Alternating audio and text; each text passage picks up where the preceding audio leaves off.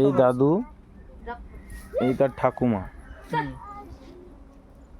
এনারা এখানে মাতপুর মনসা মন্দিরের পাশে থাকে, তাই তো? আর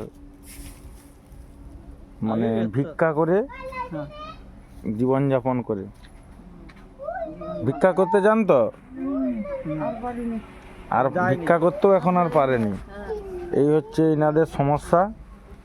আর এই ঠাকুমা নিজেই রান্না বান্না করে। এই হচ্ছে ঠাকুমার রান্নাঘর, আর এখানে শোয়ে। এইখানে শোয়েন তো নাকি?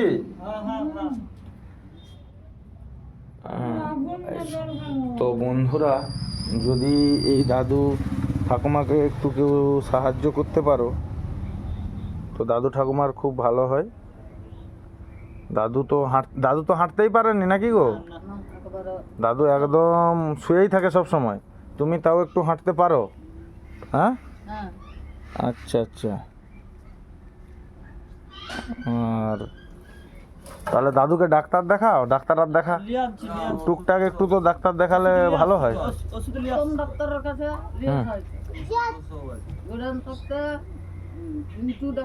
এখন নতুন। আচ্ছা, ডাক্তার দেখানো হচ্ছে দাদুকে? দাদুর খুব অসহায় অবস্থা। দাদু উঠতেও পারেনি। খায় দাদু? খায়? ও, খেতেও পাচ্ছে নি। দাদু খাও, খেতে পারো দাদু? খেতেও পাচ্ছে নি দাদু, কথাও বলতে পারেনি। এই দাদু ঠাকুমাকে কেউ যদি একটু সাহায্য, কেউ বাজার হাট, কেউ সবজি বাজার, কেউ জামা কাপড় একটু যদি দেওয়া যায়, ঠাকুমা দাদুর খুব ভালো হয় নাকি?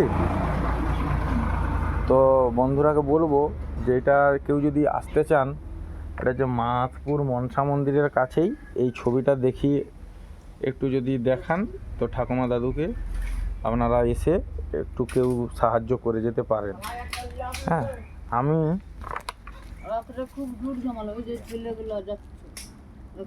আচ্ছা, আমি আমার সামর্থ্য অনুযায়ী এলাও, আমি তোমাকে এটা দিলাম, এটা বাজার করে খাবে। এলাও,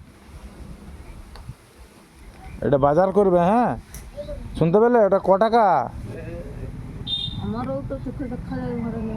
আচ্ছা ঠিক আছে, ওটা 100 টাকা দিলাম, ওটা বাজার করবে, বুঝলে?